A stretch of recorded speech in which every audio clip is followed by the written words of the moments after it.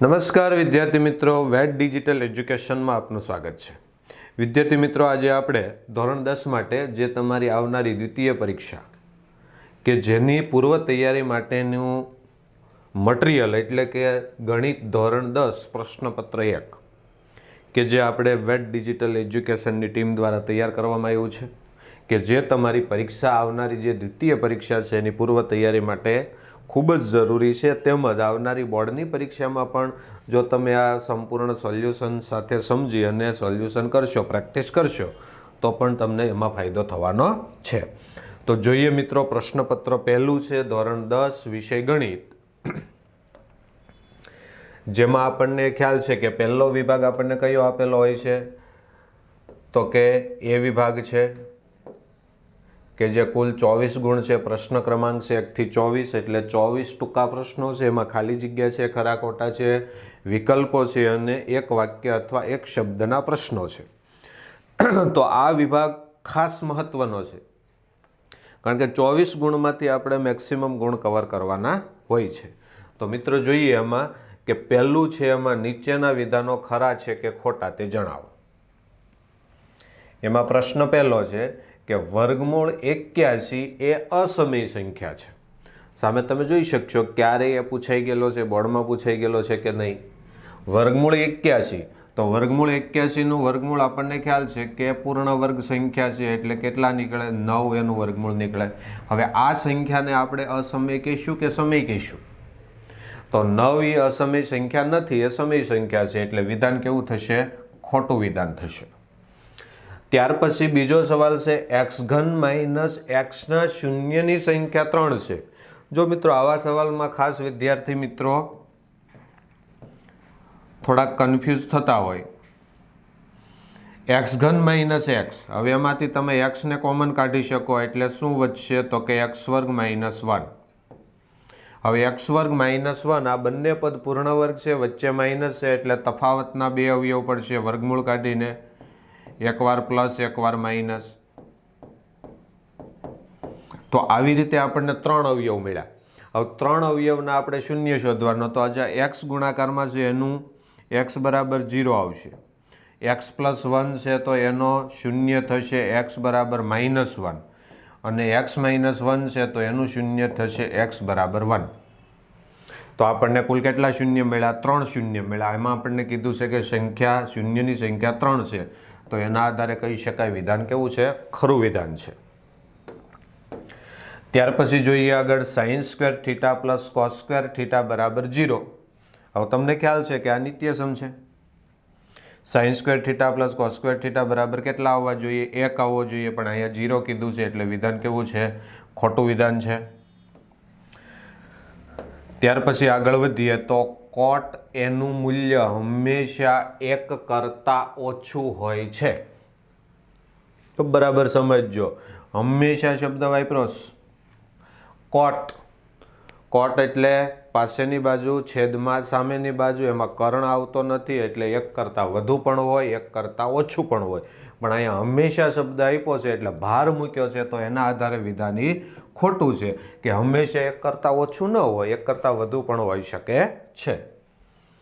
ત્યાર પછી નંબર 5 છે, જો a1 છેદમાં a2 ઇક્વલ ટુ b1 છેદમાં b2 is not equal two c1 છેદમાં c2 હોય તો સુરેખ સમીકરણ યુગ્મને ઉકેલ ન હોય. તો તમારા ગુણોત્તરના આધારે નક્કી કરવાના છે. 3 ગુણોત્તર આપણી પાસે છે. a1 છેદમાં a2 is not equal two b1 છેદમાં b2 તો અનન્ય ઉકેલ મળશે. a1 છેદમાં a2 ઇક્વલ ટુ b1 છેદમાં b2 ઇક્વલ ટુ c1 છેદમાં c2 તો અનંત ઉકેલ મળશે. a1 છેદમાં a2 ઇક્વલ ટુ b1 છેદમાં b2 is not equal two c1 છેદમાં c2 તો એનો ઉકેલ મળશે નહીં. એટલે બે રેખાઓ સમાંતર આવશે. કેવી આવશે? સમાંતર. તો એના આધારે કહી શકીએ વિધાન ખરું છે.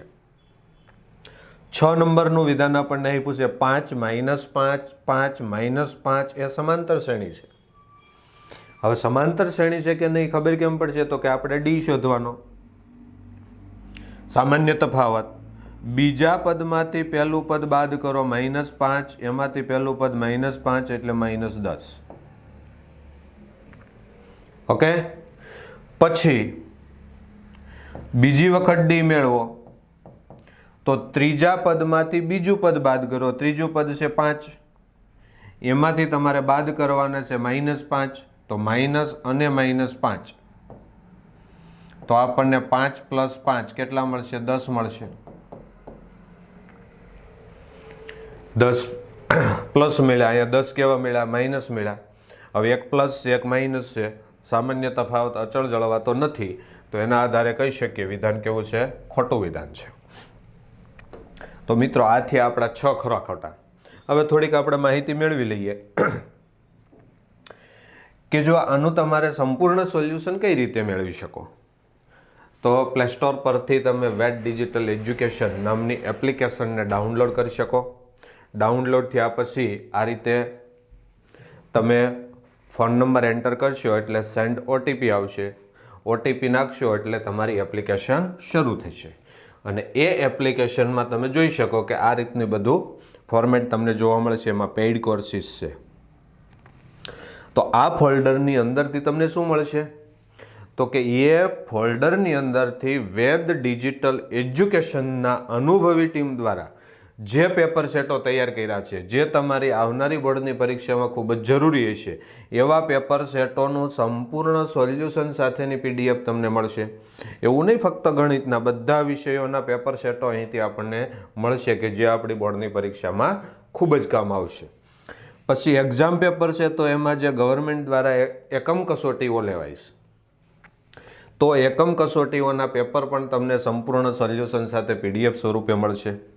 પછી તમે આ ફોલ્ડરની અંદર આવશો, ધોરણ 3 થી 12ના વિડીયો એવું ફોલ્ડર છે, તો એની અંદર તમે કોઈ પણ ધોરણ સિલેક્ટ કરી અને જે ધોરણનો 10મા સિવાયના તમારા ભાઈ બહેન હોય તો એને પણ જે ધોરણનો જે વિષયનો પાઠની સમજૂતી જોઈતી હોય, સ્વાધ્યાય સોલ્યુશન જોતું હોય, સ્વ અધ્યયન પોથીનું સોલ્યુશન જોતું હોય, તો તમામ વિડીયો આપણી ચેનલની અંદર ઉપલબ્ધ છે. તો મિત્રો આ બધી સુવિધાઓનો તમે ભરપૂર ઉપયોગ કરો અને તમારા મિત્ર વર્તુળની અંદર શેર કરો. તમારા ભાઈ બહેનનો ઉપયોગ કરે, સગા સંબંધી ઉપયોગ કરે, તો એવી રીતે તમે સંપૂર્ણપણે એનો ઉપયોગ કરી શકો છો. હવે આપણે આગળ વધીએ. તો પછી આપણને કીધું છે કે નીચે આપેલા બહુવિકલ્પ જવાબવાળા પ્રશ્નો માટે સાચા વિકલ્પનો ક્રમ અને જવાબ લખો. પ્રશ્ન ક્રમાંક છે 7 થી 12 કે આમાં આપણે વિકલ્પોનો સાચો જવાબ આપવાનો છે. એમાં 7મું વિધાન છે 17, 23 અને 29ના અવિભાજ્ય અવયવની રીતે ગુસા શોધવાનો છે. 17, 23 અને 29. તો આપણને ખ્યાલ છે કે 17, 23 અને 29 આ ત્રણે સંખ્યાઓ અવિભાજ્ય છે. કેવી છે? અવિભાજ્ય. તો એના અવયવ પડતા નથી. ત્યારે એનો ગુસા હંમેશા કેટલો આવે? તો કે અવિભાજ્ય સંખ્યાઓ હોય ત્યારે એનો ગુસા કેટલો આવશે? 1 આવશે. તો આપણને શેમાં કીધું છે? બી વિકલ્પમાં કીધું છે કે એનો જવાબ છે 1. ત્યાર પછી આગળ વાત કરીએ. પ્રશ્ન નંબર 8 છે કે સમીકરણ યુગ્મ x + 2y - 4 = 0 અને 2x + 4y - 12 = 0 ને ખાલી જગ્યા ઉકેલ છે. હવે ઉકેલ શોધવા માટે આપણે ગુણોત્તર શોધવાનો. હવે આ a1, b1, c1, a2, b2 અને c2 સહગુણકો. હવે પહેલો ગુણોત્તર આપણે a1 ના છેદમાં a2, તો આનો સહગુણક કોઈ નથી તો કોણ હોય? 1. a2 એટલે 2. b1 ના છેદમાં b2, 2 ના છેદમાં 4 એટલે 1 ના છેદમાં 2, c1 ના છેદમાં c2, -4 ના છેદમાં -12, બંને બાજુ માઇનસ એટલે પ્લસ, 4 તેરી 12 એટલે 1 ના છેદમાં 3. હવે બે ગુણોત્તર સરખા આવ્યા, ત્રીજો સરખો આવ્યો નથી. હવે જ્યારે a1 a2 = b1 b2 is not equal two c1 c2 હોય ત્યારે એનો ઉકેલ મળતો નથી. એટલે કયો વિકલ્પ આવશે? ડી વિકલ્પ આવશે. ત્યાર પછી જોઈએ પ્રશ્ન નંબર 9. દ્વિઘાત સમીકરણ x² - 2 = 0 નો ઉકેલ ખાલી જગ્યા છે. હવે વચ્ચે માઇનસ છે એટલે આપણે આ રીતે આને પૂર્ણ વર્ગની રીતે લઈએ તો આ રીતે આને વર્ગમૂળ નીકળે. બે તફાવતના અવયવ x + √2 અને x માઇનસ √2. હવે એના શૂન્ય શોધીએ તો x બરાબર માઇનસ √2 અને x બરાબર √2. તો એકવાર પ્લસ એકવાર માઇનસ એટલે કયો વિકલ્પ આવશે? એ વિકલ્પ આવશે. ત્યાર પછી આગળ વધીએ.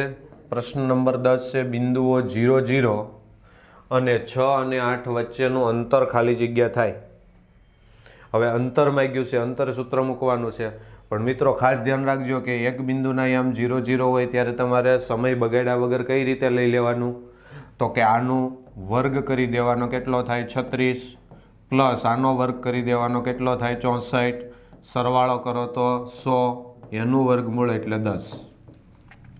તો એનું અંતર આવશે 10 એકમ. કેટલું આવશે? 10. પણ આવું ક્યારે? કે એક બિંદુના આમ 0, 0 હોય ત્યારે. ચોક્કસપણે ઉદ્ભવતી ઘટનાની સંભાવના ખાલી જગ્યા છે તો ચોક્કસપણે ઉદ્ભવતી ઘટનાની સંભાવના તમે જાણો છો કેટલી હોય છે? 1 હોય છે. ત્યાર પછી આગળ વધીએ તો 12મો સવાલ આપણને કીધો છે કે જો આલ્ફા, બીટા અને દ્વિઘાત બહુપદી x² + bx + c જ્યાં a is not equal to 0 ના શૂન્ય હોય તો આલ્ફા પ્લસ બીટા બરાબર ખાલી જગ્યા થાય. આલ્ફા પ્લસ બીટા એટલે બે શૂન્યનો સરવાળો માંગ્યો. તો બે શૂન્યના સરવાળાનું સૂત્ર કયું છે? તો કે -b/a. તો આ હતા આપણા વિકલ્પો.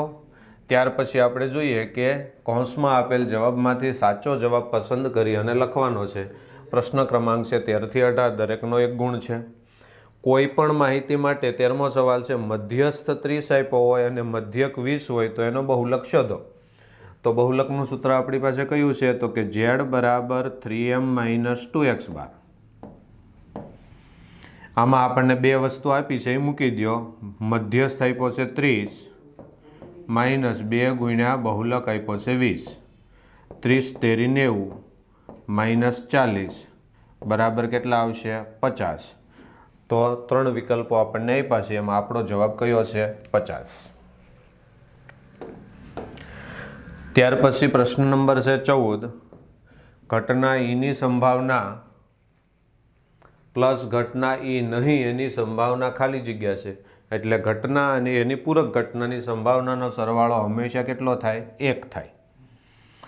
તે 15મો સવાલ છે વર્તુળને બે બિંદુમાં છેદતી રેખાને ખાલી જગ્યા કહેવાય. બે બિંદુમાં છેદતી રેખા એટલે શું આવશે? છેદિકા આવશે. એક બિંદુમાં તો એ સ્પર્શક બને, પણ તો અહીં શું છે? બે બિંદુ એટલે છેદિકા રેખા બનશે.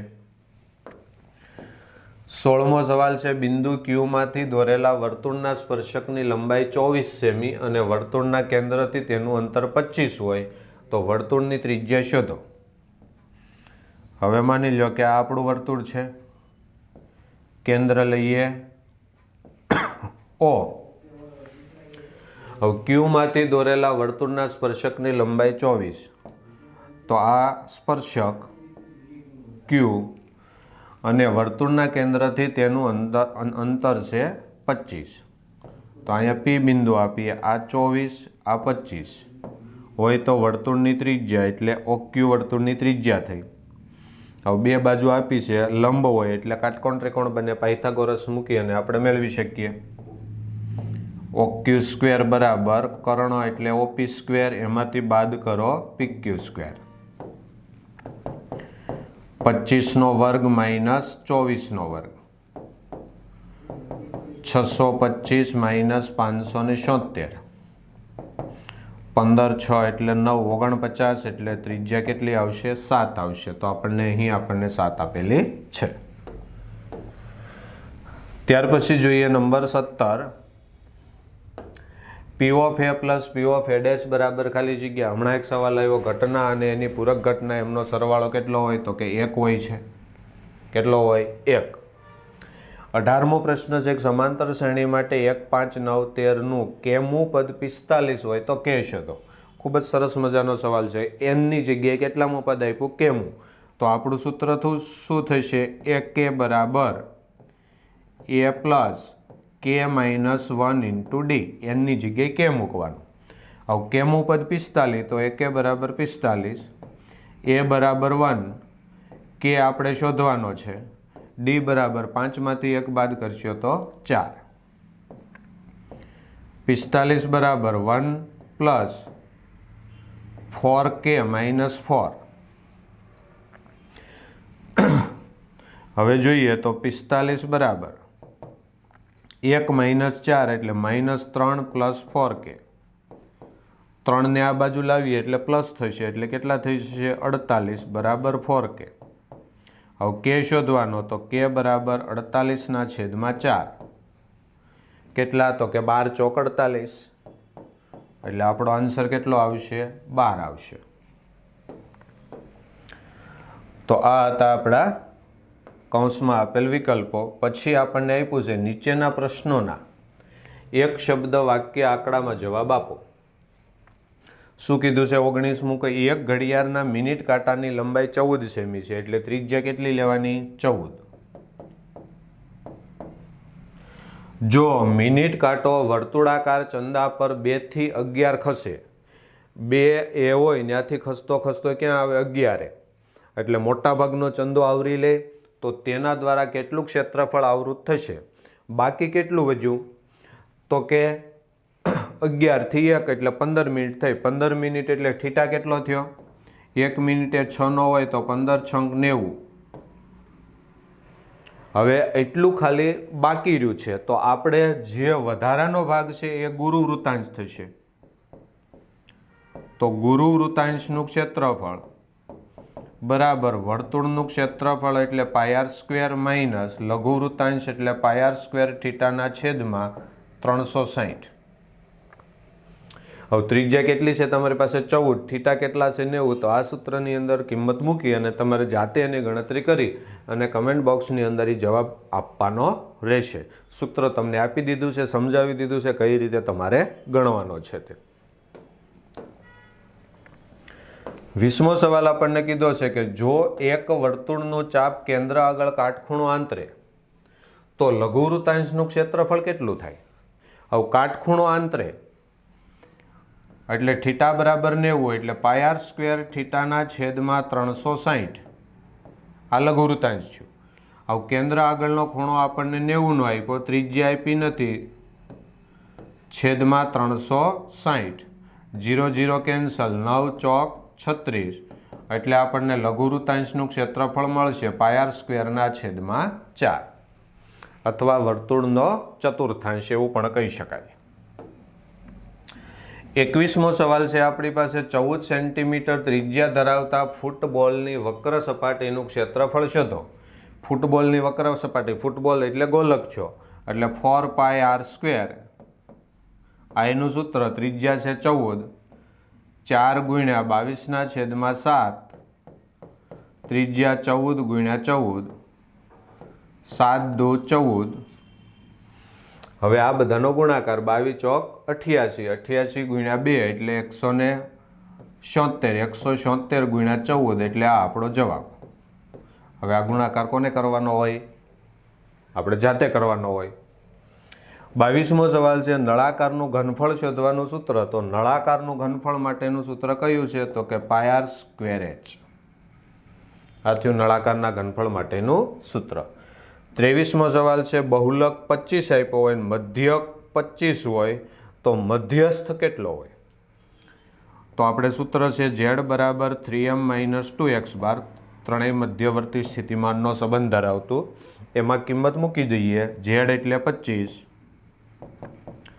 મધ્યસ્થ આપણે શોધવાનો, x બાર પણ 25, 25 દુ 50, 50 ને આ બાજુ લાવશું એટલે પ્લસ થઈ જશે, એટલે 25 + 50 બરાબર 3m. કેટલા થશે? 75.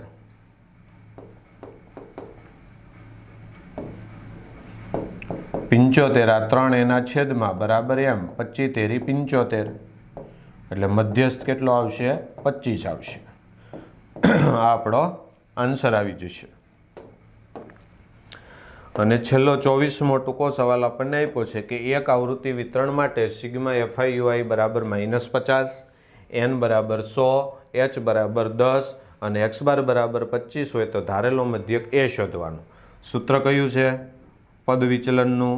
x બાર બરાબર a પ્લસ σFiui છેદમાં n ગુણ્યા h. હવે મધ્યક કેટલો છે તો 25, એ આપણે શોધવાનો છે સિગ્મા FIUI -50 છેદમાં કેટલા છે 100 એને ગુણ્યા h છે 10, આ 0 0 કેન્સલ, આ 0 પણ કેન્સલ. હવે કેટલા વધ્યા -5, -5ને આ બાજુ લાવતા પ્લસ થશે એટલે 25 + 5 બરાબર a, તો a બરાબર કેટલા આવશે 30. તો આ થયો આપણો 24મા પ્રશ્નનો જવાબ. ત્યાર પછી મિત્રો વિભાગ બી છે, એમાં 13 પ્રશ્નોના કોઈપણ 13માંથી કોઈપણ 9 પ્રશ્નોની ગણતરી કરી અને જવાબ આપણે આપવાનો છે. દરેકના 2 ગુણ છે એટલે આખો વિભાગ છે 18 ગુણનો, જેમાં આપણને આ રીતના બધા દાખલાઓ આપેલા છે. તો આ તમારે પ્રેક્ટિસ કરવાની છે અને તમને આગળ જણાવ્યા મુજબ એની સંપૂર્ણ સોલ્યુશનની PDF તમને મળી જશે. તો આ રીતના 2 ગુણના દાખલા કે જેમાંથી આપણે 9 પ્રશ્નોના જવાબ આપવાના છે. કુલ કેટલા પ્રશ્નો છે 13, 13માંથી 9, તો એ રીતે આખો બી વિભાગ છે. ત્યાર પછી છે વિભાગ સી, એમાં આપેલા 9 પ્રશ્નોમાંથી કોઈ પણની ગણતરી કરવાની. અને કેટલા પ્રશ્નો તો કે દરેકના 3 ગુણ છે. તો પહેલું આપણને કીધું છે કે નીચેનાનો ઉકેલ શોધો વર્તુળના કોઈ પણ બિંદુ. તો આ રીતના એમાં બધા દાખલાઓ આપણને આપેલા છે. તો આની સંપૂર્ણ PDF આપણને મળી જશે. ક્યાંથી મળી જશે તો એ તમને ખ્યાલ છે, બરાબર છે. ત્યાર પછી વિભાગ છે ડી, કે એમાં 8 પ્રશ્નોમાંથી કોઈ પણના 4 પ્રશ્નોના જવાબ આપવાના છે. એટલે 4 16 ગુણનો આખો વિભાગ થશે. એમાં પ્રશ્નો કેટલા છે 8. તો એમાં પ્રમેય પણ હશે, આંકડાશાસ્ત્રના દાખલા હશે. પછી આ રીતે તમને જે કૂટ પ્રશ્નો આપ્યા છે ચોથા ચેપ્ટરના, તો પણ એના પણ દાખલા છે. પછી આંકડાશાસ્ત્રના દાખલા હશે, સાબિતીનો એક દાખલો છે, સંભાવનાનો દાખલો હશે. ખૂબ જ ઇઝી દાખલા છે. તો આ રીતે તમે આખું પેપર બી, સી અને ડી પહેલાં જાતે સોલ્વ કરજો. ત્યાર પછી આપણી PDFમાંથી એનું સંપૂર્ણ સોલ્યુશન મેળવી અને એમાં તમે સરખામણી કરશો એટલે તમને ખ્યાલ આવશે કે આપણે શેમાં વધારે પ્રેક્ટિસ કરવાની છે. તો મિત્રો આ થયું આપણું પ્રશ્નપત્ર 1. આવા બીજા પ્રશ્નપત્રો સાથે આપણે આવતા વિડીયો લેક્ચરમાં જોઈએ. અસ્તુ. જય હિન્દ, જય ભારત.